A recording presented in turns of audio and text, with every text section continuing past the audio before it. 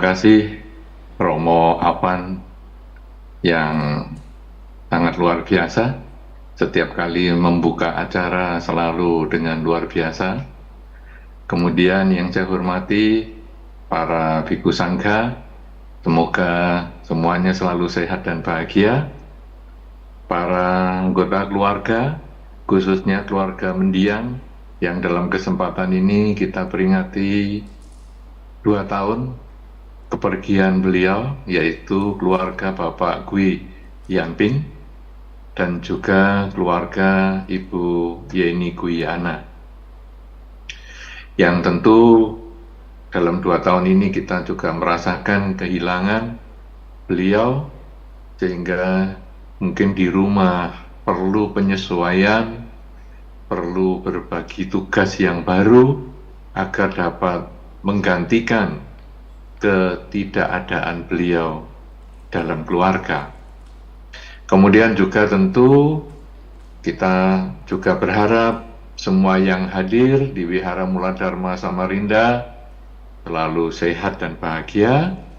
Juga yang mengikuti acara ini secara online, yang langsung lewat YouTube, ataupun nanti yang menonton dokumentasi acara ini, semoga Anda dimanapun berada selalu sehat, bahagia, dan dapat mencapai semua harapan dengan baik.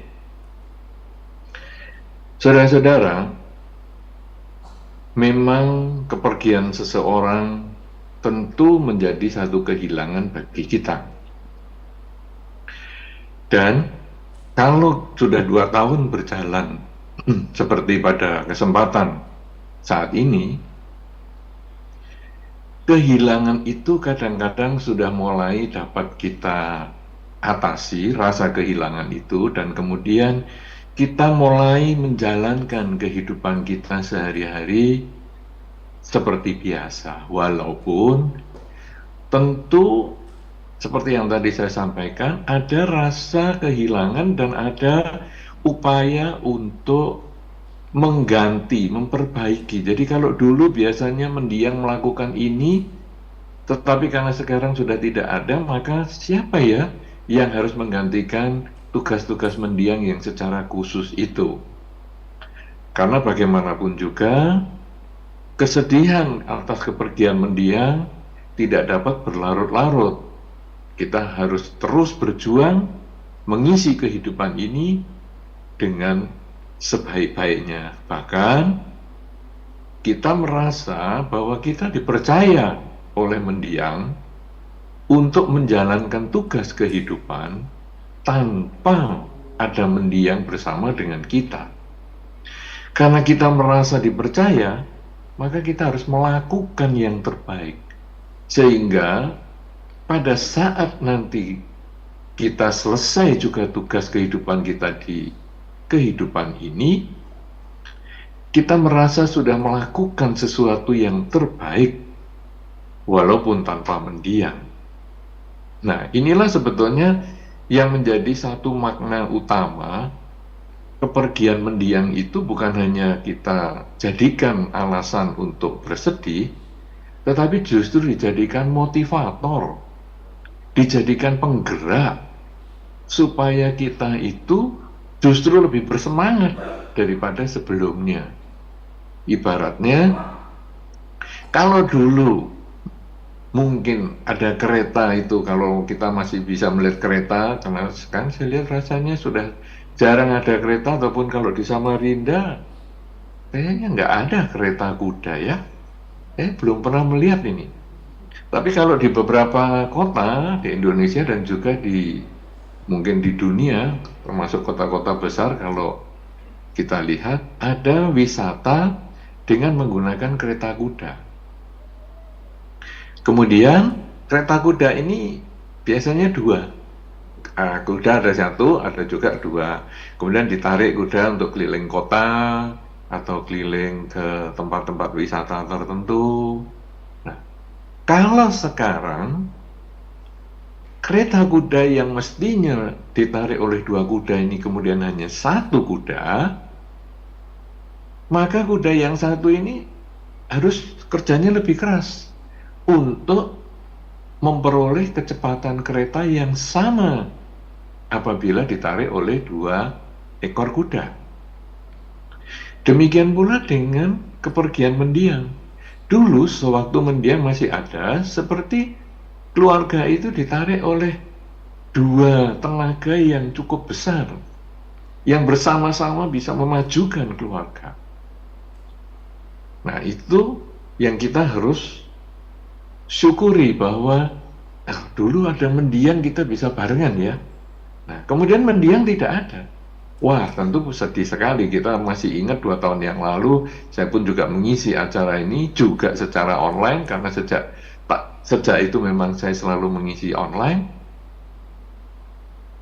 Tentu kesedihan itu luar biasa sekali, karena ibaratnya biasanya 2 kuda ini kemudian tinggal 1. Tetapi bagaimanapun juga kereta yang namanya keluarga ini tetap harus berjalan. Nah, sehingga 1 kuda ini yang menarik dengan kecepatan yang sama atau dengan kekuatan yang lebih besar, supaya kereta yang berjalan itu menjadi kecepatannya sama, seperti ketika dulu masih ditarik 2 ekor kuda. Keluarga yang ditinggal oleh mendiang ini haruslah minimal mencapai hal yang sama, atau kalau bisa melebihi sewaktu dibandingkan dengan sewaktu masih ada mendiang. Nah, itulah yang tadi saya katakan, 2 tahun yang lalu mungkin kita ada kesedihan, tetapi hidup ini harus terus berjalan, dan tentunya ketidakadaan mendiang itu justru menjadi pembangkit semangat kita, bahwa saya sudah mendapat tanggung jawab yang besar dari mendiang untuk menarik kereta keluarga saya ini lebih keras, lebih kuat, lebih bersemangat, sehingga hasilnya memberikan yang terbaik untuk keluarga. Dan ketika nanti saatnya saya harus meninggalkan dunia ini, maka saya pun sudah menyelesaikan tugas yang diberikan oleh mendiang tadi dengan yang terbaik. Nah, karena itu pada malam hari ini 2 tahun sudah berjalan kepergian mendiang Bapak Gui Hianping dan juga Ibu Yeni Guyana. Saudara-saudara, tentu kita kemudian juga mengerti bahwa kehidupan ini tidak pasti, tetapi kematian itu yang pasti.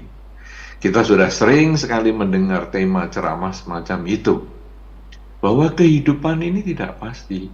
Saya hidup saat ini, tapi sampai kapan? Mungkin malam ini bisa meninggal, mungkin bisa setahun lagi meninggal, mungkin bisa 20 tahun lagi meninggal, dan seterusnya. Tetapi yang jelas hidup ini tidak pasti. Kematian itu yang pasti. Kalau mendiang sudah menjalankan tugasnya selama hidup, kemudian sekarang sudah tidak bersama-sama dengan kita lagi, maka kita pun juga kemudian menyadari hidup ini tidak pasti. Satu ketika saya pun pasti akan meninggalkan dunia ini. Nah, kemudian ada orang ketika menyadari seperti itu malah timbul sedikit kesombongan. Kadang-kadang malah mengancam beberapa anggota keluarganya, kalau kebetulan dinasihati tidak mau mengikuti, dengan mengatakan, awas ya kamu, nanti kalau aku meninggal kamu jangan nyesel. Nah, kita kadang malah mengancam seperti itu kepada temannya, kepada lingkungannya juga mengatakan gitu, kamu ini suka meremehkan saya, nanti kalau saya sudah meninggal kamu baru tahu nilai saya. Saudara-saudara, kesombongan semacam itu sebetulnya tidak begitu bermanfaat.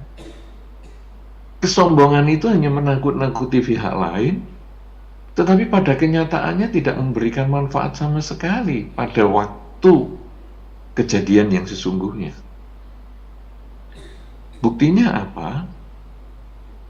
Memang pada saat kedua mendiang ini 2 tahun yang lalu berangkat ataupun pergi meninggalkan dunia, kita merasa sangat kehilangan. Tetapi karena harus hidup ini berjalan terus-menerus, maka akhirnya ya dalam 2 tahun ini kita mulai bisa membiasakan diri. Dalam keluarga tidak ada lagi mendiang. Demikian pula dengan kita.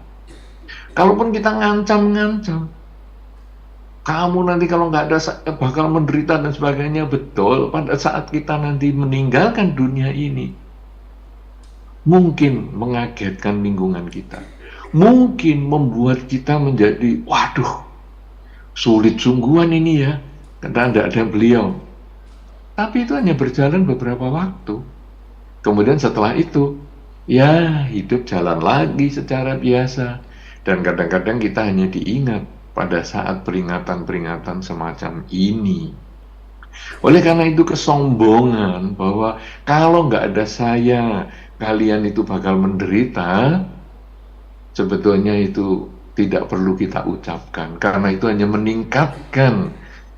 meningkatkan rasa kebanggaan sendiri, tetapi sesungguhnya tidak ada manfaat sama sekali. Nah, oleh karena itu saudara-saudara, kita kemudian lalu merenungkan, wow, berarti saya ini tidak terlalu bernilai di dalam kehidupan ini. Karena seperjuangan apapun juga, nanti kalau saya sudah meninggal, orang ya akan lupa juga sama saya. Paling ya diingat ya sesekali saja untuk dijadikan bahan pembicaraan. Tapi mereka sudah tidak merasa kehilangan. Nah, kalau gitu bagaimana? Nah, saudara-saudara, masalah mau meninggal nanti mau jadi apa itu urusan lain. Tetapi sekarang yang paling penting adalah bagaimana kita mengisi kehidupan ini. Kita harus mengisi kehidupan ini dengan sebaik-baiknya. Kita mempertahankan kehidupan kita ini dengan sebaik-baiknya. Di dalam Dhamma disampaikan bahwa setiap orang punya kesempatan untuk memperoleh beberapa bentuk kebahagiaan. Kalau dia mau berjuang, maka dia bisa memperoleh bentuk kebahagiaan. Yang pertama adalah kecukupan materi. Ya, kita semua bekerja, baik bekerja sebagai wira swasta, membuka toko, membuka usaha, membuka pabrik dan sebagainya, sesungguhnya adalah untuk mendapatkan kecukupan materi ataupun kemandirian ekonomi. Kita bisa mendapatkan itu, dan umat Buddha boleh berjuang untuk itu. Ada beberapa pihak mengatakan, jangan jadi umat Buddha lah. Umat Buddha itu nanti tidak boleh sukses, tidak boleh jadi orang yang materinya cukup. Enggak juga. Umat Buddha boleh sukses karena itu yang bisa dicapai oleh seorang umat Buddha. Diperbolehkan asal tindakannya, usahanya sesuai dengan dharma. Jadi mau membuka usaha sendiri ataupun mau kemudian ikut orang, kerja ikut orang, tidak ada problem. Silahkan, yang penting punya kemandirian ekonomi. Yang kedua, selain punya kemandirian ekonomi, Anda juga boleh punya posisi dalam masyarakat, punya kedudukan. Ya, nah sekarang apakah kedudukan? Nah, kalau di wihara boleh jadi pandita, ya boleh, ya seperti Romo Avan, wow, punya kedudukan, duduknya di depan sendiri. Ya ini kenapa? Karena ya beliau sebagai pandita. Pandita yang lain di belakang juga ada. Tetapi karena tidak menggunakan busana kepanditaan, ya duduknya di belakang saja. Karena tidak ditunjuk jadi pemimpin upacara, ya duduknya di belakang saja. Tapi minimal ini ada posisi dalam masyarakat. Kemudian mungkin ada yang kalau di sekolah, ketua kelas misalnya, atau ketua organisasi di sekolah misalnya, ketua organisasi di masyarakat misalnya, ketua daya kasaba misalnya, dan lain sebagainya. Umat Buddha boleh punya kedudukan. Ataupun kalau nanti di perusahaan jadi manajer lah, jadi direktur lah, terserah. Jadi office boy lah, terserah. Pokoknya punya kedudukan. Selain punya kemandirian ekonomi, punya kedudukan, juga punya kesehatan. Jadi berusaha umat Buddha ini umurnya boleh panjang. Ya, jadi ada orang mengatakan, hidup ini kan tidak kekal, kemudian juga hidup tidak pasti. Jadi sudahlah, hidup kita nggak usah terlalu dijaga. Keliru, kita perlu tetap berusia panjang, berusaha berusia panjang. Supaya apa? Supaya kalau kita punya ekonomi yang cukup, kita bisa berbuat baik dengan ekonomi yang sudah kita miliki itu. Kalau kita punya kedudukan yang baik, kita juga bisa berbuat baik lebih lama dengan posisi yang kita miliki. Jadi usia yang panjang itu bermanfaat untuk kita berbuat baik, memanfaatkan kepemilikan kita, baik milik secara ekonomi maupun milik secara posisi. Kemudian yang keempat, umat Buddha juga bisa mendapatkan kebahagiaan setelah kehidupan ini, yaitu terlahir di alam bahagia. Kenapa? Karena dia kecukupan ekonomi dan dimanfaatkan untuk waktu yang panjang, dia punya posisi yang baik, dimanfaatkan untuk dalam waktu yang panjang, maka setelah kehidupan ini selesai, dia bisa terlahir di alam bahagia. Nah, sekarang mungkin saja Bapak Gui Yanping dan Ibu Yeni Guyana dalam kehidupannya tentu kita sudah tahu memiliki kecukupan ekonomi, kemudian juga mempunyai posisi yang baik di masyarakat maupun dalam keluarga. Dengan usianya beliau semasa hidupnya selalu mengisi kebaikan, memanfaatkan kondisi ekonomi maupun posisinya, maka setelah beliau tidak ada bersama kita, kemungkinan juga beliau akan terlahir di alam bahagia. Nah, kita pun juga demikian, saudara. Kita yang masih hidup, kita yang masih berusaha berusia panjang, tentunya kita harus berusaha mendapatkan kondisi ekonomi yang baik dan posisi yang baik, dan memanfaatkan itu semua untuk kebahagiaan lingkungan kita, untuk kebahagiaan diri kita, dan untuk kebahagiaan semua makhluk. Saudara-saudara, bagaimana sekarang supaya kita bisa memperoleh kesehatan yang baik? Karena kalau memperoleh kecukupan ekonomi, kadang beberapa penjelasan di dalam Dhamma sudah disampaikan, yaitu misalnya saja ya bekerja sesuai dengan Dhamma, tidak melanggar sila, itu kecukupan ekonomi. Demikian pula memperoleh pangkat juga hendaknya jangan melanggar sila dan seterusnya. Itu sudah bisa dijelaskan di kesempatan lain. Tetapi sekarang bagaimana supaya kita bisa sehat?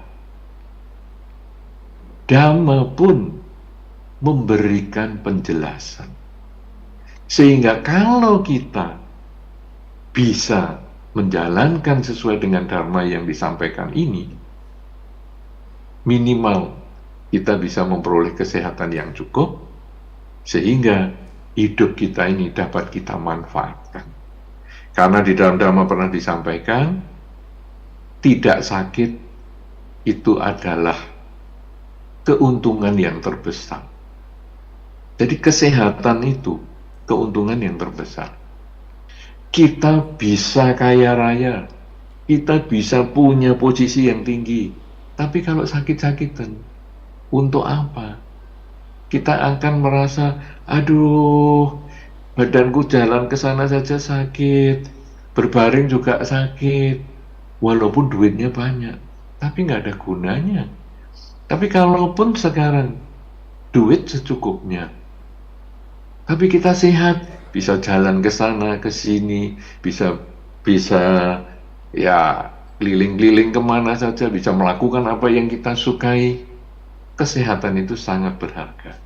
Karena itu di dalam Dhamma dikatakan tidak sakit itu adalah keuntungan yang terbesar. Saudara-saudara, bagaimana supaya kita tidak sakit sekarang? Saya yakin Anda semua juga kepingin tidak sakit. Atau di antara Anda ada yang kepingin sakit? Karena kadang-kadang orang dikasih nasihat itu malah, biarin aja, saya maunya gini kok. Jangan marah-marah, nanti kamu emosi, jantungmu nggak tahan, stres. Biarin, memangnya aku begini, nah berarti kan kepingin sakit itu. Ya, nah jadi sekarang apakah Anda semua kepingin sehat, ataukah ada di antara Anda yang juga kepingin sakit? Kalau ada yang di antara Anda kepingin sakit, abaikan apa yang saya sampaikan selanjutnya ini. Tapi kalau Anda kepingin sehat, perhatikan baik-baik. Apakah yang disampaikan di dalam Dhamma supaya kita bisa sehat? Saudara-saudara, hal yang penting di dalam Dhamma yang perlu kita miliki untuk tidak sakit adalah ketenangan pikiran.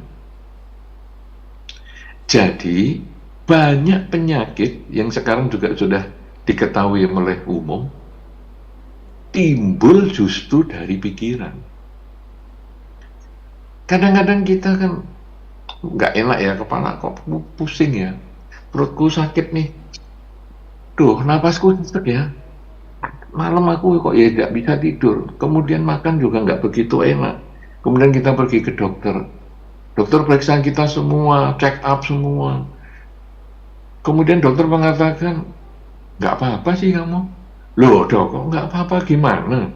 Oh jelas saya nggak enak kok ini, jelas saya kepala sakit, perut sakit, napas sesek, kok katanya nggak apa-apa? Terus dokternya menjawab, iyalah, kamu stres. Nah, jadi penyakit ternyata dari stres itu. Ada juga yang, aduh, asam lambungnya sampai naik, sampai ke leher. Kenapa? Stres.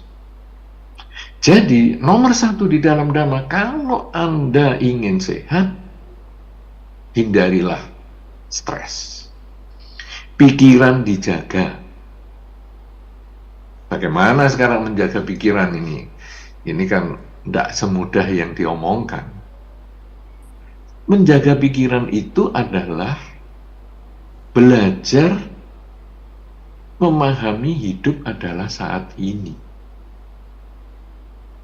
Jadi, pikiran kita gelisah, pikiran kita kacau. Ini sebetulnya adalah karena kita tidak bisa menetapkan pikiran kita pada saat ini.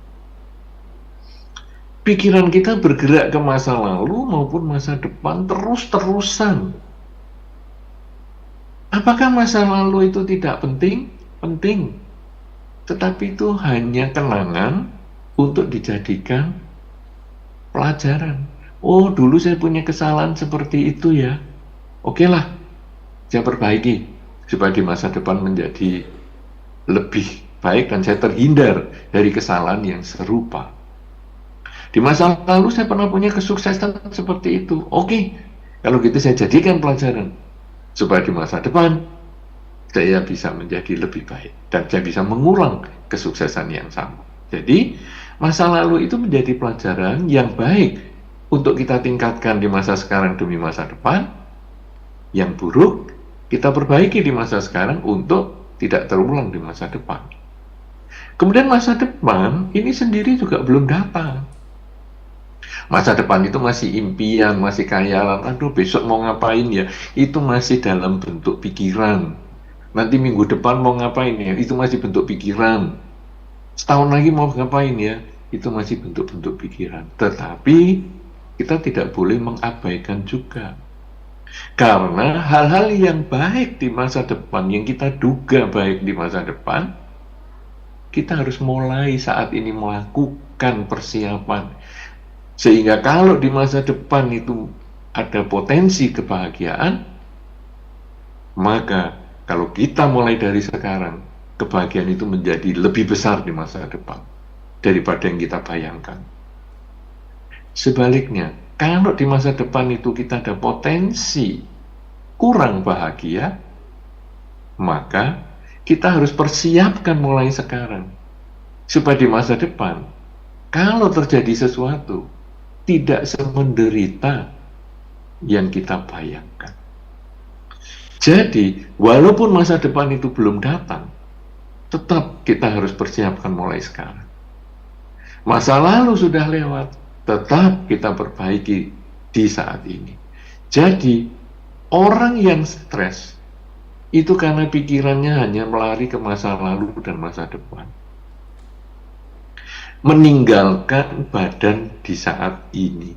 Badan selalu pada saat ini, tetapi batin bisa pada masa lalu, bisa masa depan. Contoh yang paling gampang adalah Anda saat ini. Saat ini Anda duduk di wihara Mula Dharma. Saat ini Anda sedang menyaksikan tayangan di YouTube. Tetapi Anda renungkan apa yang ada di dalam pikiran Anda. Apakah Anda mendengarkan apa yang saya sampaikan? Selama ini tadi, beberapa menit saya sudah sampaikan. Sampai beberapa menit yang akan datang. Ataukah pikiran Anda lompat-lompat, nanti habis acara ini mau ngapain ya? Setelah saya mendengarkan kegiatan acara ini, lalu saya mau ngapain ya? Tadi sebelum ini ngapain? Nah, kita pikirannya selalu lari ke sana dan itu yang menimbulkan stres. Oleh karena itu, tahap yang pertama untuk bisa sehat, selalu berusaha mengkondisikan pikiran kita hidup pada saat ini. Sering-seringlah berucap di dalam batin, saat ini saya sedang apa? Kalau Anda sedang duduk di wihara, saat ini saya sedang duduk di wihara. Saat ini saya sedang mendengarkan melalui speaker pembahasan tentang bagaimana meraih kesehatan dalam hidup ini, agar saya bisa umurnya panjang, agar saya bisa berkarya lebih banyak. Kalau Anda yang sedang menyaksikan YouTube, baik tayangan langsung maupun rekaman, Anda juga sadari saat ini saya sedang menonton tayangan YouTube ini. Saya berusaha fokus pada yang saya lihat, sehingga saya bisa memahami segala yang disampaikan. Kalau Anda sudah sering mengucapkan dalam batin saat ini saya sedang apa, hidup Anda sudah berpotensi usia panjang. Hidup Anda berpotensi sehat. Obat yang paling murah adalah selalu mengatakan dalam batin kita, saat ini saya sedang apa. Obat yang murah kalau kita sakit, vitamin yang paling murah mencegah kita sakit. Saudara-saudara, itu adalah yang pertama. Saat ini saya sedang apa? Berusaha menenangkan pikiran. Yang kedua, di dalam Dhamma disampaikan untuk kita berusia panjang, bedakanlah kebutuhan dengan keinginan. Kalau tadi sehubungan dengan kemampuan kita mencari kemandirian ekonomi, saya punya uang nih, mampu nggak kita membeli hal-hal yang sesuai kebutuhan, bukan hanya karena keinginan. Kadang-kadang karena anggaran kita terbatas, tetapi karena kita melihat teman kita bajunya lebih bagus daripada kita, HP-nya lebih bagus daripada kita, kendaraannya lebih bagus daripada kita, rumahnya lebih bagus daripada kita, dan seterusnya dan seterusnya. Kadang kita memaksakan diri, padahal HP kita masih cukup baik, baju kita masih cukup baik, rumah kita masih cukup baik, tetapi karena keinginan kita kemudian membeli yang baru. Keinginan itu tidak pernah ada batasnya, karena keinginan adalah bagian dari ketamaan kita. Tapi kalau kebutuhan, itu ada batasnya. Ya, HP saya sudah cukup lah untuk kebutuhan ini. Ya cukup. Tidak usah ganti lagi, walaupun temannya pada ganti, HP jadulku ini masih cukup kok. Bajuku masih cukup, walaupun teman pada beli baru, ini masih cukup. Ketika Anda bisa mengatakan cukup atas kebutuhan Anda, hidup Anda tenang, umur Anda menjadi panjang, kesehatannya menjadi bagus. Tapi kalau hidupnya isinya tidak cukup karena keinginan yang ingin Anda wujudkan, yang ingin Anda capai, keserakahannya selalu muncul, hidupnya akan stres. Dan akhirnya, walaupun saat ini saya sedang apa, akhirnya yang muncul adalah saat ini saya ingin mobil baru, saat ini saya ingin rumah baru, saat ini saya ingin baju baru, dan seterusnya. Dan akhirnya justru malah jadi stres. Dan akhirnya kita sakit-sakitan. Jadi, kalau saya sudah bisa belajar hidup pada saat ini saya sedang apa? Kemudian yang kedua, membedakan kebutuhan dan keinginan, maka dua hal ini saja kita sudah menjadi lebih sehat. Apalagi ada yang ketiga, yaitu menjaga makanan. Di dalam Dhamma disampaikan bahwa makanan ini penting untuk menjaga supaya kita ini bisa bertahan hidup. Tetapi kalau terlalu banyak, berlebihan, malah menimbulkan penyakit. Nah, jadi makanan ini harus kita jaga. Kalau makanan yang masuk ke tubuh kita ini tidak kita jaga dan akhirnya kita sakit, maka dokter kemudian akan mengatakan, kurangi ya makanan ini. Misalnya, wah gulanya kok tinggi banget nih kamu. Kemudian dokter mengatakan, kurangi makanan yang manis-manis. Kenapa? Karena mungkin di awal-awal kehidupan bertahun-tahun kita makan yang manis-manis, yang mungkin tidak terlalu dibutuhkan oleh tubuh sebanyak itu.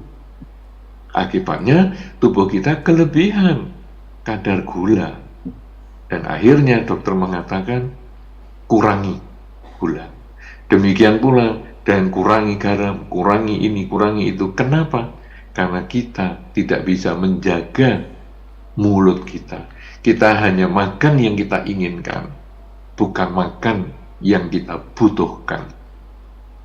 Di dalam Dhamma sudah dibiasakan kita berpuasa setelah jam 12 siang.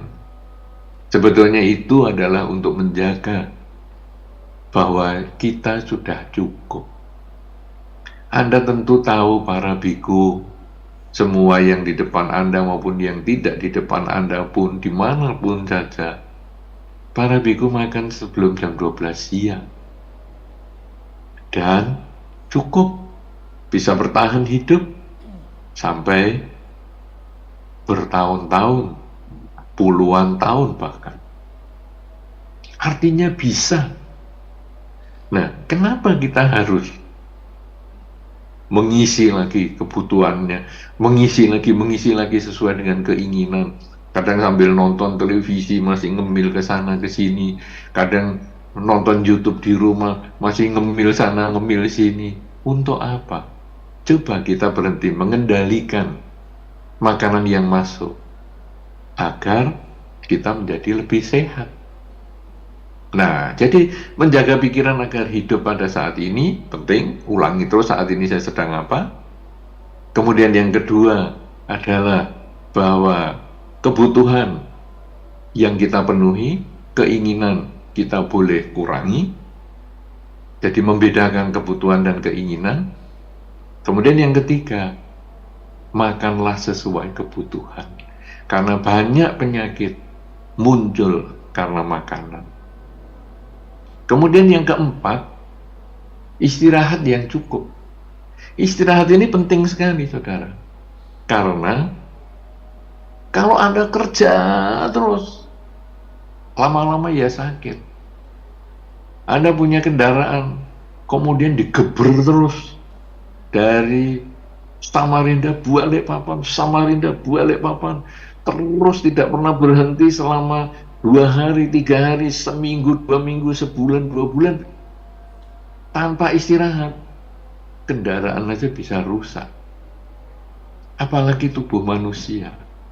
Kadang-kadang Anda kepingin punya kecukupan ekonomi, kemudian Anda kerja keras sampai tidurnya berkurang banyak sekali. Waktu istirahat dan waktu kerjanya tidak sebanding. Akhirnya tubuh ini menjadi makin lemah, makin lemah, makin lemah, dan akhirnya sakit. Dan akhirnya juga nggak kuat. Tapi kalau males-malesan ya sama. Males-malesan, mager, males gerak, cuman baring-baring, ya, kemudian semuanya pakai remote, jadi mau nonton televisi remote, kemudian AC remote, kemudian lampu remote, jadi kita ini tidak gerak kemana-mana. Kemudian kalau kita pakai pengukur langkah, sehari langkahnya cuman tidak sampai 30 langkah, karena hanya ke toiletnya pun mungkin sekarang pakai remote. Jadi akhirnya aku mau ke toilet nih, buang air kecil di remote. Nah, jadi berbaring terus, ya tidak sehat. Terlalu keras bekerja tidak sehat. Terlalu banyak istirahat juga tidak sehat. Jadi ideal lah antara kerja dan istirahat ini yang secukupnya, sehingga nanti kita juga kesehatannya bagus, prestasinya meningkat, umurnya panjang. Nah, saudara-saudara, kita sudah tahu sekarang ada 4 hal yang kita sudah harus lakukan untuk menjaga kesehatan kita, yaitu hiduplah pada saat ini sedang apa, bedakanlah keinginan dan kebutuhan. Yang kita penuhi ini adalah kebutuhan. Kemudian pilihlah makanan sesuai kebutuhan, jangan hanya karena keinginan.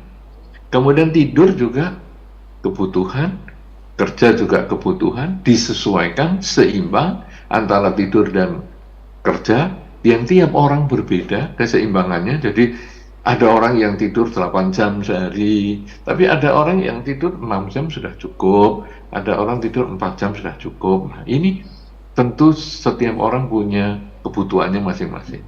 Dan akhirnya yang kelima, saudara, Dhamma tidak pernah melupakan, yaitu pelaksanaan sila.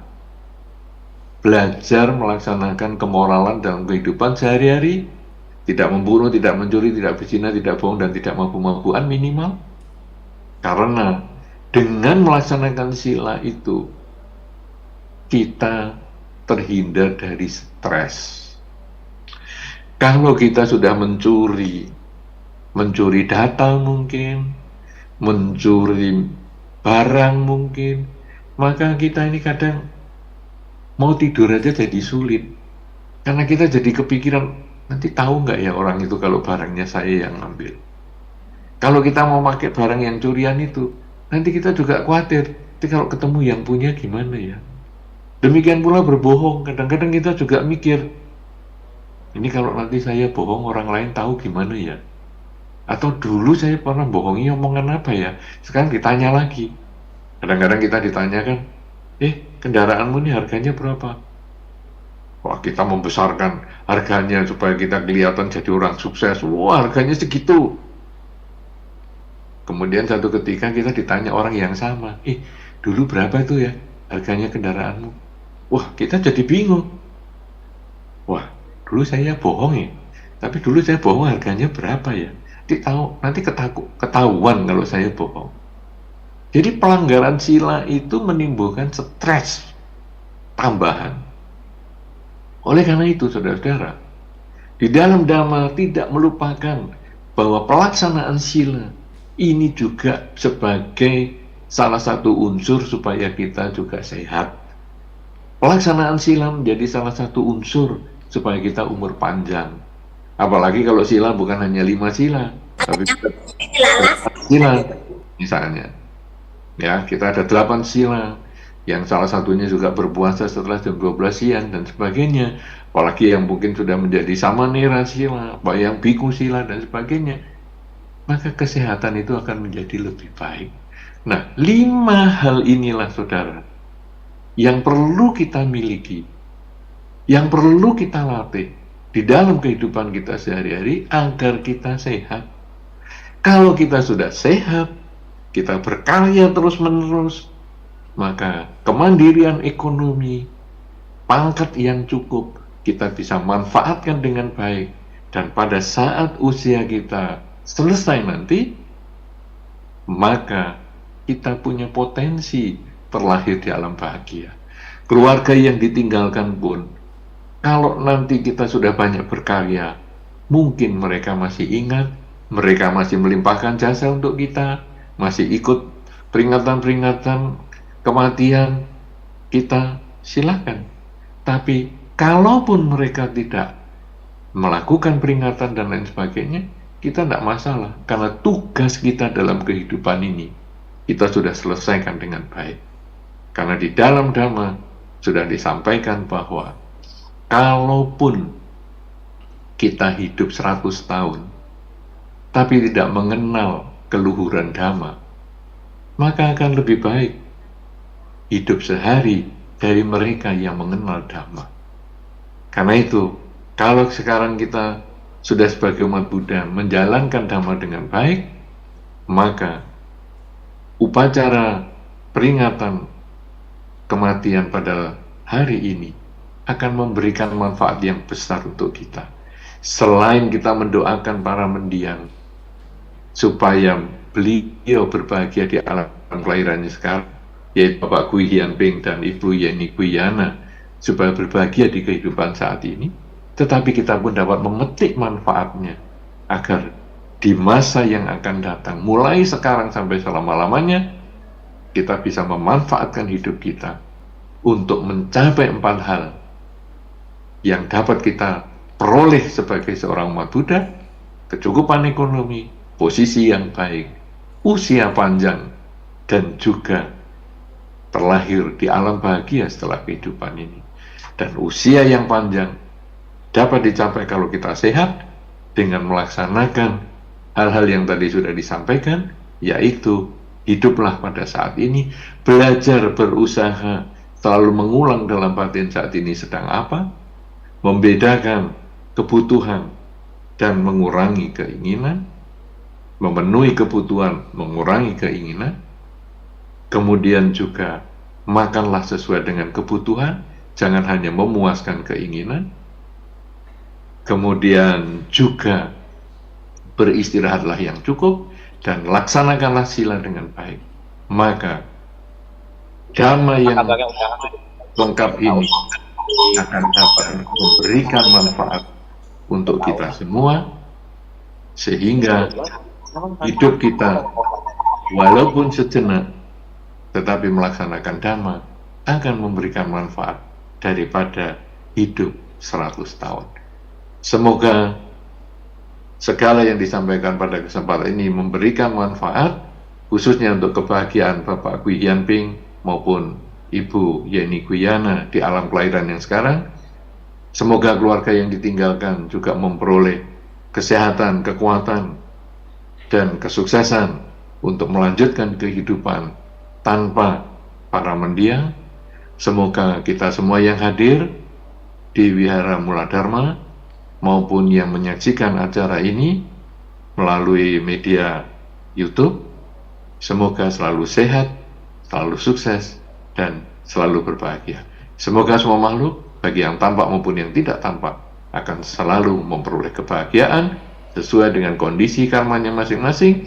Sabe sata bawantu sukitata. Sadu, sadu, sadu. Kita akan buka sesi tanya jawab, Bante ya, izin Bante. Baik, Bapak Ibu, selanjutnya kita akan buka sesi tanya jawab. Kami persilakan yang ingin bertanya, masing-masing satu pertanyaan dulu ya. Ini kesempatan yang langka ini, bisa langsung berdiskusi dan bertanya jawab kepada Yang Mulia Bante Utamo Mahathera. Ya, kami persilakan. Ada yang ingin bertanya? Langsung angkat tangan. Oke. Selamat malam Yang Mulia Bante Utamo Mahathera. Nama saya Hendra. Yang ingin saya tanyakan, apa pandangan Bante mengenai kehidupan setelah kematian? Terima kasih. Sebetulnya di dalam Dhamma, Sang Buddha juga pernah mendapatkan pertanyaan yang semacam ini ya. Jadi kalau dahulu Sang Buddha malah menyampaikan, ditanya dengan surga dan neraka. Ya, karena memang kadang-kadang kehidupan setelah kematian ini kan orang kemudian dikonsepkan dengan alam bahagia dan alam menderita, surga dan neraka. Kemudian jawab Sang Buddha hanya sederhana saja dengan mengatakan, kalau kamu banyak berbuat baik dalam kehidupan ini, maka di kehidupan ini engkau akan bahagia. Jika setelah kehidupan ini ada alam bahagia, maka engkau punya potensi terlahir di alam bahagia. Jika setelah kehidupan ini ada alam menderita, karena perbuatan baikmu itu, engkau potensi terlahir di alam menderita menjadi kecil atau malah tidak ada. Sebaliknya, kalau engkau berbuat kejahatan, maka apabila setelah kehidupan ini terlahir atau setelah kehidupan ini ada surga, maka engkau hilang kesempatan untuk terlahir di alam bahagia. Sedangkan kalau engkau banyak berbuat buruk dan setelah kehidupan ini ada alam menderita, maka engkau punya kesempatan untuk terlahir di alam menderita. Artinya apa? Kehidupan setelah kematian memang tidak gampang dibicarakan, karena kalau apalagi kalau di dalam Dhamma ini semua kan butuh pembuktian. Kalau Anda pernah membaca cerita-cerita kehidupan yang lampau dan lain sebagainya, yang paling fenomenal itu kan yang diceritakan oleh Bante Moggallana. Bante Moggallana itu bisa menceritakan kehidupan lampau seseorang 550 kehidupan. Kenapa beliau bisa menceritakan 550? Karena memang beliau melihat kehidupannya itu.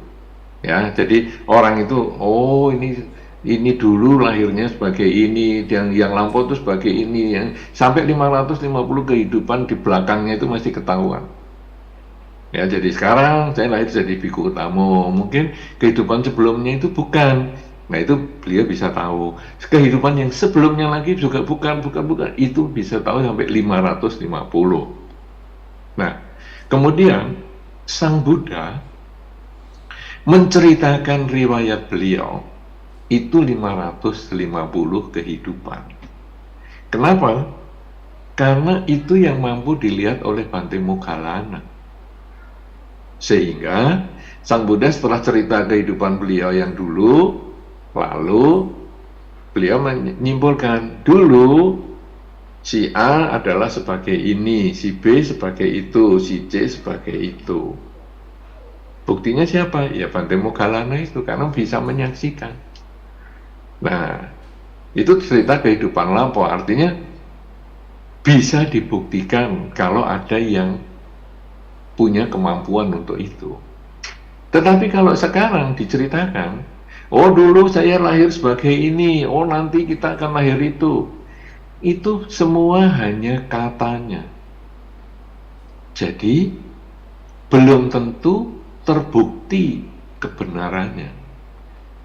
Sehingga Sang Buddha memberikan jawaban seperti yang tadi disampaikan. Kalau kamu berbuat baik, hidupmu di dunia saja sudah bahagia. Nanti lahir, kalau memang ada kehidupan lain setelah kehidupan ini, ya kamu punya kesempatan untuk itu. Itu sesederhana itu. Artinya, untuk apa kita harus berpikir tentang yang akan datang kalau hidup sekarang pun kita belum bisa memaksimalkan dengan mengisi pikiran yang baik, ucapan yang baik, dan cara berpikir yang baik. Nah, inilah yang mungkin bisa saya sampaikan sebagai jawaban atas pertanyaan Anda tadi. Semoga bermanfaat. Terima kasih. Ya baik, makasih Bante atas. Tapi kalau kurang puas boleh nanti tanya lagi ya. Ya semoga Hendra puas ya, tapi kalau enggak puas bilang Bante bisa nanti ditanya ulang sampai puas. Baik, berikutnya tadi Sunawati ya.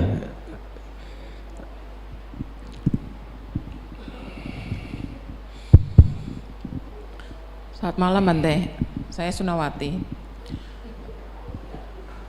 Karena mungkin yang lihat bisa dari Bali atau dari Jakarta. Tadi pagi saya share ke teman-teman soalnya. Yang ingin saya tanyakan Bante,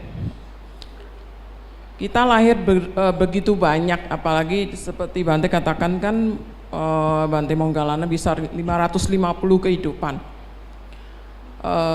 Kita mungkin tidak ambil contoh sebanyak itu ya.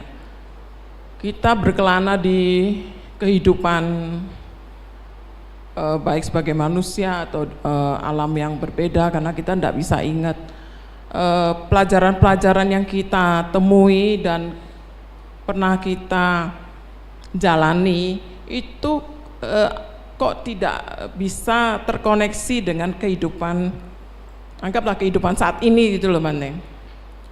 Dan kita harus lebih menderita dengan situasi yang berbeda, pengalaman berbeda, keluarga yang berbeda, untuk mengulang dari nol lagi itu. Sampai saat kita bisa ketemu karma yang cukup baik untuk mengenal Dhamma lagi. Kira-kira apa yang harus kita lakukan untuk kehidupan selanjutnya agar proses pembelajaran kita yang sudah begitu banyak itu bisa membantu kita untuk lebih cepat maju, tidak dari flashback lagi. Makasih Bante.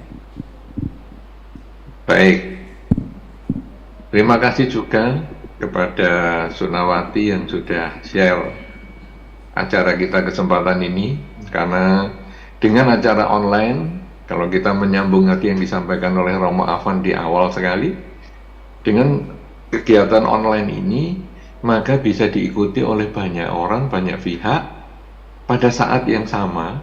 Berarti kalau acara ini mungkin bisa diikuti bukan hanya di Indonesia saja, mungkin bisa sampai ke luar negeri, dan masih bisa diikuti lagi, dilihat lagi dokumentasinya setelah acara ini berlangsung. Mungkin sehari, 2 hari, setahun, 2 tahun masih tetap ada. Nah, inilah manfaatnya acara online yang semacam ini. Ini yang menjadi juga salah satu pemikiran kenapa saya juga hanya mengisi kegiatan online, tidak hanya kegiatan offline. Karena offline itu kalau saya datang ke Samarinda, ya sudah, yang tempat lain menjadi tidak mendapat manfaat. Tapi kalau dengan online gini, semua orang mendapatkan manfaat, dan Samarinda yang mendapatkan jasa besar karena yang menginisiasi, yang mempunyai ide untuk kegiatan ini. Ya, karena itu saya terima kasih sekali anumodana kepada Saudari Sunawati atas kebajikan yang dilakukan. Nah, sekarang tentang pertanyaan yang disampaikan, kita ini lahir berkali-kali kok kita ya terus ya. Dulu di kehidupan yang lampau ini kita ini sudah pernah sekolah sampai SMA, kenapa ya kita TK lagi? Kehidupan yang sebelumnya lagi kita ya sudah sekolah sampai SMP, kok TK lagi sekarang? Jadi mana nih tidak nyantol-nyantol ini? Sebetulnya Anda merasa tidak nyantol-nyantol, atau tidak ada yang nyangkut, tapi sebetulnya tetap ada. Inilah yang membedakan. Kemudian ada orang jenius dan orang yang kurang jenius. Ada orang mengatakan, oh dia matematikanya pintar sekali ya. Itu kalau kemarin yang di Indonesia yang beberapa tahun yang lalu itu, anak seumuran dia itu masih SMP, dia sudah kuliah di Gajah Mada, jurusan matematika. Wah, matematika pada beberapa orang puyeng untuk kena matematika, tapi bisa. Kenapa begitu? Karena dia, kalau dilihat dari pandangan Dharma ya, dia itu di kehidupan yang sebelumnya dia sudah belajar matematika dan dia sudah ingat, sehingga dia tidak perlu terlalu banyak belajar lagi di kehidupan ini. Yang lain masih mulai dari 1 tambah 1 sama dengan sekian, dia sudah bisa. Bahkan ada satu cucu dari orang yang saya kenal, ketika dia lihat pesawat, cucu ini belum sekolah, dia lihat pesawat, dia langsung bisa menggunakan bahasa-bahasa teknis, bahwa pesawat itu bahan bakarnya aftur, kemudian caranya begini, caranya begitu, penerbangan pesawat itu seperti itu, padahal anak ini belum sekolah. Loh, kok dari mana ilmu itu? Sebetulnya di dalam pandangan Dhamma, itu ilmu yang dibawa dari kehidupan sebelumnya, dia ingat. Karena itu setiap orang cenderung punya kelebihan masing-masing. Ya, kelebihan itu sebetulnya adalah bawaan dari kehidupan sebelumnya. Ada yang pintar matematika, tapi mungkin lemah di bidang lain. Ada yang pintar bahasa, tapi ada lemah di bidang yang lain. Pintar melukis, ya, pintar musik, pintar segala macam, bengkel dan lain sebagainya, pintar memasak dan lain sebagainya. Kadang-kadang dari kecil sudah pintar memasak, wah lebih pintar daripada kakak-kakaknya misalnya. Itu sebetulnya adalah bawaan kehidupan sebelumnya. Jadi kalau sekarang kita mengatakan kok lupa semua ya, enggak. Sebetulnya kita ingat, cuman kita kadang-kadang menganggap itu bakat itu kan biasa. Bukan, itu bakat itu adalah bawaan dari kehidupan sebelumnya. Nah, kemudian pertanyaannya sekarang adalah apa ya sekarang kalau mau dilanjutkan? Nah, ada beberapa orang meditasi juga ada yang lebih cepat bisa dibandingkan orang lain. Itu juga bawaan kehidupan sebelumnya. Karena orang tertentu ini belajar sampai bertahun-tahun, aduh nggak bisa-bisa. Tapi si A ini belajar sebentar aja, tahu-tahu bisa. Nah, itu untuk membuktikan bahwa kemampuan di kehidupan lampau, baik sekolah, keterampilan, kemudian meditasi dan sebagainya ke bawah. Parita juga ada beberapa anak kecil sudah pintar baca parita, padahal mungkin dia belum begitu bisa ngomong bahasa Indonesia dengan baik, tapi parita dia sudah bisa hafal. Itu juga kehidupan yang sebelumnya juga terbawa. Nah, sekarang meditasi pun juga terbawa. Lalu bagaimana ini sekarang kalau kita mau melanjut? Nah, kalau di dalam Dhamma yang disebut melanjut itu adalah kualitas batin. Jadi bukan masalah pendidikan, bukan sekolah, bukan ilmu matematika ataupun menggambar atau bukan, enggak. Tapi kalau di dalam Dhamma ada sistem supaya kita bisa melanjutkan kualitas batin kita. Apa itu? Kalau kita melaksanakan dengan baik pengembangan kerelaan, kemoralan, dan konsentrasi, sampai kita di dalam kehidupan ini mencapai tingkat kesucian pertama, ya, yaitu Sotapati Magga, ya, Sotapanna Magga. Kenapa demikian? Seseorang yang mencapai tingkat kesucian pertama, Sotapanna Magga ini, dia disebut di dalam Dhamma sebagai seka Pugala. Orang yang mulai belajar. Jadi nanti Sotapana Maga, Pala, ya, kemudian anak kami dan sebagainya dan seterusnya. Itu adalah orang yang mulai belajar sampai nanti menjadi arahata pala, mencapai tingkat kesucian tertinggi, itu baru ACK Pugala. Orang yang sudah mencapai kesucian, dia sudah tidak perlu sekolah lagi. ACK Pugala. Nah, jadi kalau tadi ditanya bagaimana ya supaya kita ini tidak ngulang-ngulang belajarnya, ya kita harus berusaha mencapai tingkat kesucian pertama, menjadi Seka Pugala. Seka itu Sika itu ya. Jadi kalau kita kan ada Panatipata, Weramani, Sika, Padang, sama Dhyami. Nah ini Sika ini adalah kita belajar, kita menjadi Seka Pugala. Itu kalau mau terus. Ya nanti kemudian Sotapana, Akadagami, Anagami dan seterusnya sampai Arahata. Kalau sekarang kita bagaimana nih belum mencapai kesucian? Ya kita belum belajar. Kita di kehidupan ini masih umat Buddha, kehidupan yang lampau belum tentu umat Buddha. Kehidupan yang akan datang ya belum tentu umat Buddha. Tapi begitu Sotapana Maga, pasti langkahnya itu jelas. Makanya kalau begitu Sotapana sudah tahu mau berapa kelahiran lagi nih, itu sudah tahu karena itu jalurnya sudah jelas. Tapi kalau kita mau berapa lama kita lahir kembali sampai mencapai kesucian, wah kalau belum mencapai Sotapana ya belum jelas. Kenal Dhamma saja belum tentu.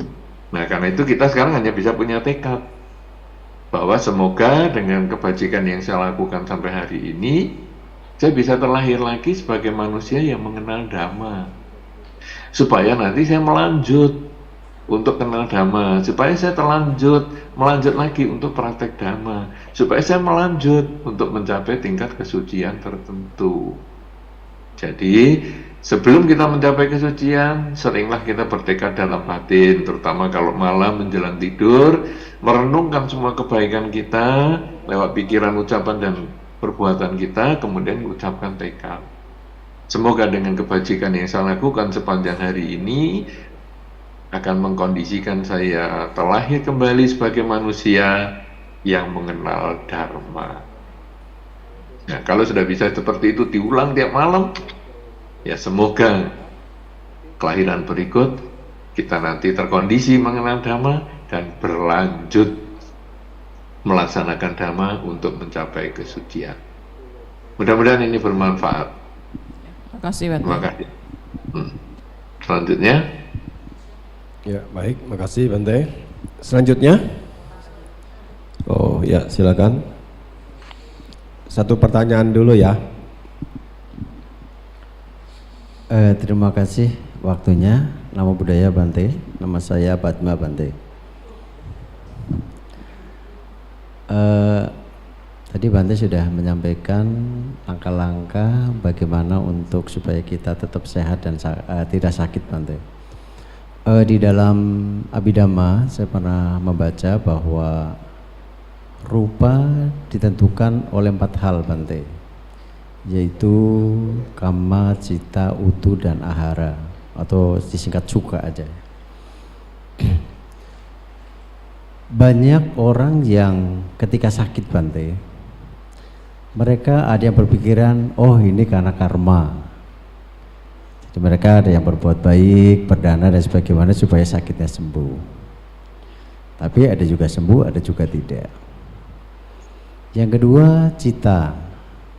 Ada yang bilang kalau sakit meditasi aja pikiran menjadi tenang. Bahkan ada saya pernah baca di YouTube itu ada warga di Jawa Tengah, di Solo kalau nggak salah, itu terkena kanker stadium yang berat, dia bisa sembuh karena meditasi, berarti karena pikiran, Bante. Tapi ada juga yang meditasi, ada yang sembuh, ada juga yang tidak. Yang ketiga adalah utu, Bante, atau temperatur. Jadi ada yang sakit, oh berarti kamu cari tempat yang sejuk gitu, jangan panas, cari lingkungan yang enak. Nah, ada yang sembuh, ada juga yang tidak, Bante.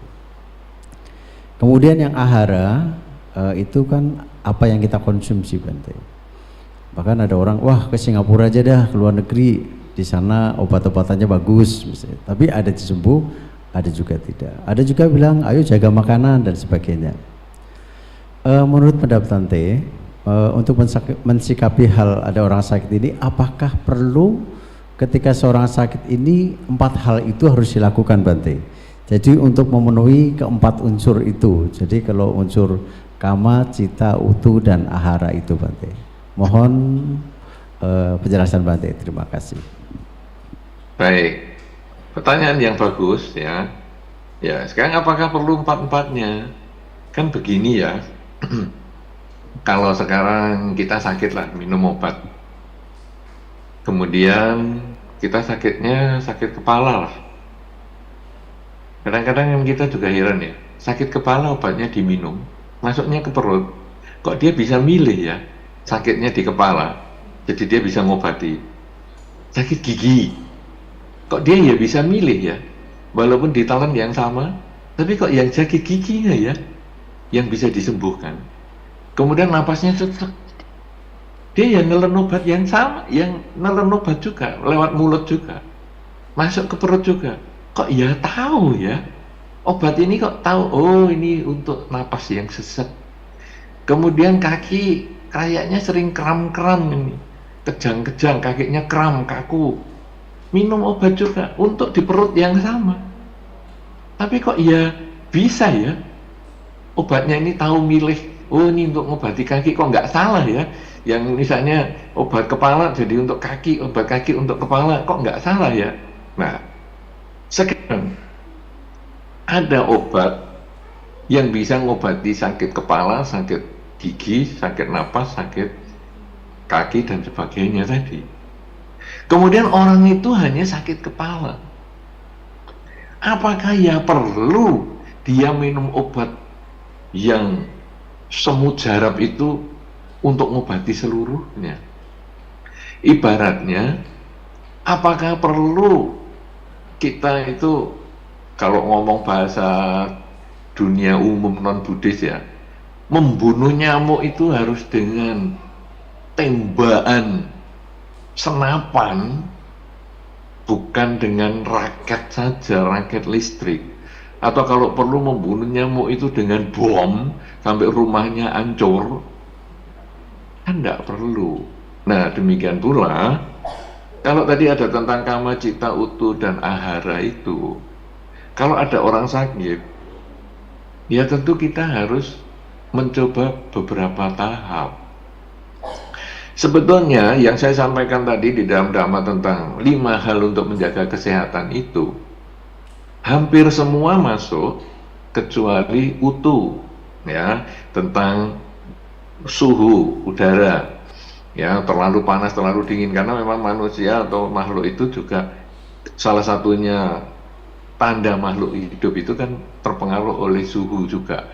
Jadi terlalu panas ya dia mati, terlalu dingin juga dia tidak nyaman. Nah, tetapi tentang kama, cita, utu, dan ahara itu hampir semua tadi sudah dibahas juga. Artinya apa? Bagus kalau memang problem itu menyeluruh, tetapi tidak ada salahnya juga kita mencoba dulu. Oh, kamu rasanya, kan pertama kalau kita pergi ke dokter sakit, tadi saya sudah sampaikan di awal, yaitu ya kita diperiksa secara fisik dulu. Kemudian apakah mungkin pola makannya ya nggak cocok ya. Kemudian yang lain-lain, akhirnya orang mengatakan, oh stres. Jadi setelah terakhir dia cita yang di bagian terakhir, yaitu oh kamu ini stres. Nah sekarang coba kamu belajar ke tempat tertentu untuk mengatasi stresnya. Jadi pengobatannya itu juga tidak langsung menghilangkan nyamuk dengan bom atom, itu ya tidak. Semua itu disesuaikan dengan keperluan. Kalau kita sakit misalnya, Anda juga tidak sembarangan minum antibiotik. Karena antibiotik itu kan untuk keseluruhan. Tapi diobati dulu, kamu pilek ya. Pilek A, minum obat yang untuk pilek dulu. wah kok nggak sembuh-sembuh, baru diajar antibiotik. Kalau Anda antibiotik terus, lama-lama ya tubuh Anda kurang bagus. Karena itu kalau tadi ditanya, apakah perlu keseluruhan? Kalau tadi penjagaan kesehatan tadi memang hampir menyeluruh. Tetapi kalau ada penyakit, mungkin perlu bertahap. Tidak harus keseluruhannya dihajar semua.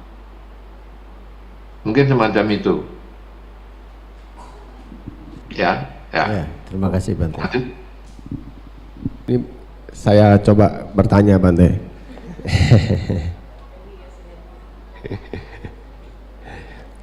Ya seperti tadi Bante kan sudah sampaikan bahwa memang kadang sebagai manusia, khususnya kita mungkin sebagai kepala keluarga Bante,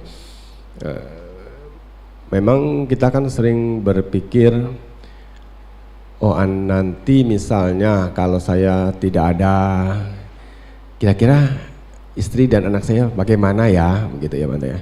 Apakah mereka bisa hidup seperti waktu ada kita gitu Bante. Nah tapi kan tadi Bante sudah menjelaskan bahwa itu kan semua nanti akan berlalu dengan adanya waktu begitu ya Bante. Nah tapi kan pada kenyataannya kan walaupun mungkin kita tahu, tapi kan tidak segampang itu ya Bante. Terutama saya juga kadang-kadang sering terpikir gitu Bante, oh tahu tapi muncul lagi. Nah itu kira-kira bagaimana Bante supaya paling tidak kita bisa mengurangi rasa kekhawatiran itu Bante, karena kalau begitu muncul pikiran itu kan tentu kekhawatiran muncul Bante. Nah itu kan akan mengganggu seperti Bante tadi, mengganggu kesehatan kita itu Bante, bisa kesehatan tubuh dan pikiran kita juga ikut terganggu Bante. Nah kira-kira bagaimana Bante supaya kita paling tidak meminimalkan Bante. Terima kasih Bante. Baik, ini pertanyaan yang bagus ya. Jadi memang banyak sekali dari generasi muda dengan melihat kondisi hari ini, kondisi ekonomi, kondisi sosial dan masyarakat dan sebagainya, kadang-kadang mereka itu kemudian timbul ketakutan. Kalau saya meninggal, keluarga saya ini bagaimana? Dan itu menjadi stres tersendiri.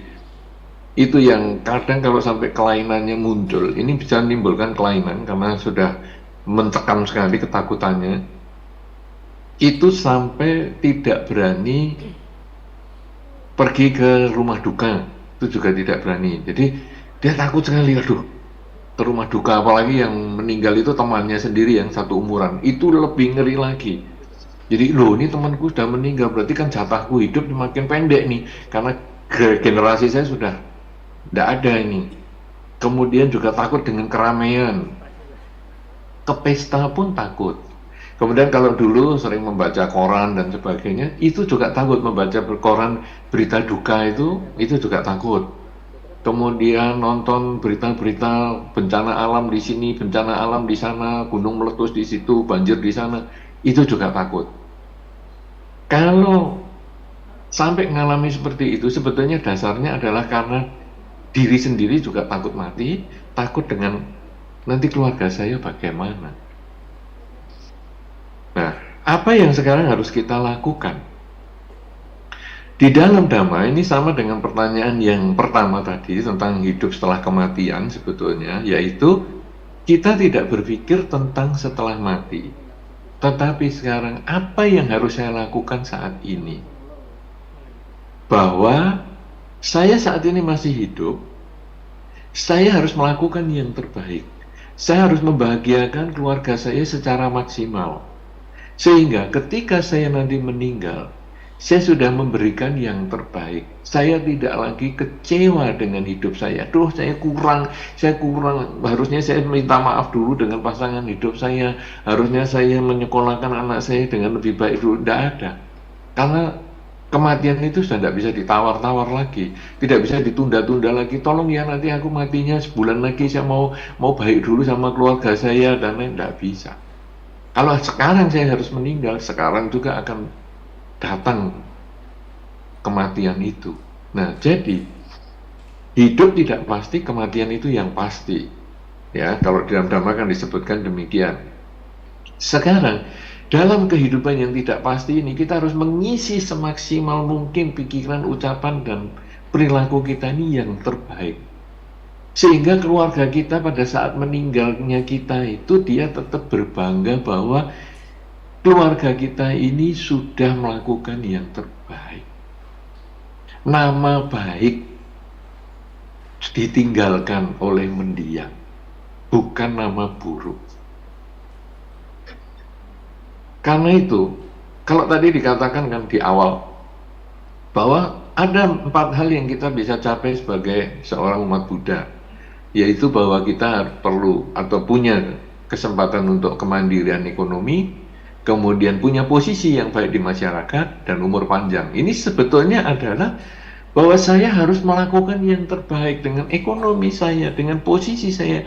Saya harus memberikan kebahagiaan baik untuk keluarga saya, kemudian juga lingkungan saya, sehingga meninggalnya saya itu adalah memberikan citra yang terbaik. Nah, jadi kalau tadi pertanyaannya adalah, ya saya ini kan memang khawatir, takut, bagaimana ya? Isilah hidup saat ini dengan baik. Kalau tadi yang pertanyaan pertama kan menyebutkan bahwa kalau kita ini takut dengan neraka misalnya, lakukan yang terbaik. Karena nanti perbuatan baik ini yang akan mengkondisikan kita hidup di dunia bahagia. Kalau ada neraka, kita tidak punya potensi untuk terlahir di sana. Kalau saya ingin masuk surga gimana? Ya, saya lakukan yang terbaik saat ini. Sehingga kalau ada surga, saya pun punya potensi untuk terlahir di surga. Nah, kalau sekarang saya mati, takut keluarga saya tidak bahagia, ya lakukan sekarang yang terbaik. Ketika saya sekarang bagaimana ya, kalau saya mati keluarga saya tidak bahagia, ini urusan apa? Urusan ekonomi. Baik, saya berusaha mencari kemandirian ekonomi saya secara maksimal. Saya khawatirnya kalau saya meninggal, keluarga saya ini tidak mandiri. Oke, kalau gitu saya masih hidup ini, saya berusaha mendorong mereka untuk mandiri. Jadi misalnya pasangan hidup kadang ya diantar untuk pergi kemana, tapi juga kadang coba kamu sendirian, kita ngamati dari jauh. Kemudian anak juga begitu, coba kamu berani sendiri enggak untuk mengerjakan ini, menyelesaikan tugas ini, ataupun menyelesaikan permasalahanmu, bisa nggak sendiri. Nah, jadi ketika kita masih kuat, masih sehat, delegasikanlah wewenang ini kepada keluarga, sehingga pada saat kita meninggal, wewenang itu sudah berhasil dia kerjakan. Di dalam cerita Dhamma, Sang Buddha pernah mendelegasikan wewenang kepada Bante Moggallana ketika menghadapi naga Nandopananda. Jadi pada saat Sang Buddha dengan para rombongan biku ini berjalan, naga Nandopananda ini menghalangi jalannya beliau. Dan diceritakan naga Nandopananda ini besar sekali ya. Gunung Mahameru itu pun bisa dikelilingi oleh tubuhnya sampai 7 kali lilitan. Jadi Anda bisa bayangkan gunung dililit. Mahameru itu gunung besar sekali, dililit. Nah, jadi mengganggu Sang Buddha, menghalangi. Kemudian Sang Buddha menugaskan Bante Moggallana untuk menyelesaikan halangan ini. Ya, ini Anda bisa baca di dalam Jayamanggala ini. Sang Buddha menunjuk Bante Moggallana. Dan Bante Moggallana berhasil menyelesaikan tugasnya, sehingga Nandopananda ini menjadi murid Sang Buddha. Artinya apa? Bahwa Sang Buddha mendelegasikan wewenang. Kenapa? Karena hidup ini tidak kekal. Bahkan ketika Sang Buddha akan wafat pun ditanya, ini penggantinya siapa? Penggantinya adalah Dhamma dan Vinaya, sistem. Manajemen by system, bukan manajemen by person. Walaupun Bante Moggallana hebat, tapi tidak ditunjuk sebagai pengganti. Karena kalau ditunjuk sebagai pengganti berarti manajemen by person. Orang-orang yang menyelesaikan. Padahal kalau orang ini perilakunya baik, dia sukses. Kalau perilakunya kebetulan menjadi tidak baik, maka hal yang diwariskan itu menjadi berubah. Tetapi kalau manajemen by system, Dhamma dan Vinaya ini adalah sistem, maka Sang Buddha wafat sudah ribuan tahun pun Dhamma dan Vinaya ini tetap masih bisa dilestarikan. Tapi kalau manajemen by person, mungkin penggantinya pemimpin-pemimpin itu mungkin kita nggak cocok, kita bisa membentuk grup lain, sangga yang lain dan sebagainya, dan akhirnya agama Buddha menjadi hancur. Nah, ini yang diajarkan oleh Sang Buddha. Anda di rumah pun perlu manajemen by system, bukan by person. Toko yang Anda buka, kalau hanya harus Anda yang kerjakan, maka itu manajemen by person. Anda pergi kemana-mana harus telepon toko Anda terus, bahwa yang si A ngambil barang nanti tolong dikasih ini, kemudian kalau si B tolong dikirim barang itu, nanti kalau si C nagih barang, nagih uang nanti dikirim duit yang di sini dan di situ. Anda tidak akan pernah bahagia karena Anda menjadi budak pekerjaan itu. Tetapi kalau manajemen by system, maka Anda mendelegasikan wewenang. Jadi siapa nanti yang ngurus usaha kalau pas Anda pergi, si A, si B, si C, anak Anda atau apa, nanti bisa. Satu contoh mendelegasikan wewenang adalah ketika Anda berlatih meditasi. Jadi Anda ikut retret, katakanlah mungkin 3 hari, 7 hari dan seterusnya, Anda ikut retret. Di retret itu Anda tidak boleh berhubungan dengan telepon dan lain sebagainya, karena nanti di retret itu Anda hanya memberikan nomor telepon panitia kepada keluarga. Tolong ya, kalau nanti ada masalah yang perlu saya selesaikan, kamu hubungi panitia. Tapi kalau enggak, coba kamu selesaikan sendiri. Itu sebetulnya belajar mendelegasikan wewenang. Misalnya suami ikut meditasi, istri dan anak-anak di rumah. Ketika ada pekerjaan, ketika ada kesulitan, cobalah istri menyelesaikan tanpa ada suami. Kemudian suami selesai latihan meditasi seminggu atau berapa, keluar, pulang, loh kok nggak karu-karuan? Oke, kalau nggak karuan berarti di bagian mana? Diperbaiki. Kemudian coba dilatih lagi seminggu, nggak ketemu lagi, nggak komunikasi lagi, bisa nggak? Nanti dari hasil perbaikan itu, istri dan anak-anak ternyata setelah ditinggal seminggu atau lebih bahkan, dia bisa jalani kehidupan ini dengan baik. Nah sekarang diganti, istrinya yang ikut latihan meditasi, suaminya yang di rumah dengan anak-anak. Nanti sama, dia istri mendelegasikan wewenang, karena suami istri itu kan punya wewenang masing-masing dalam keluarga. Nah sekarang istrinya nggak di rumah, bagaimana? Suaminya bisa nggak menyelesaikan masalah? Kalau belum bisa, nggak apa-apa. Selesai acara meditasi, istri pulang, dibantu beresin lagi, coba latihan lagi. Nanti lama-lama suami bisa. Nah akhirnya, siapapun yang nanti jalan duluan, rumah tangga akan berjalan dengan baik karena sudah manajemen by system. Toko pun berjalan dengan manajemen by system.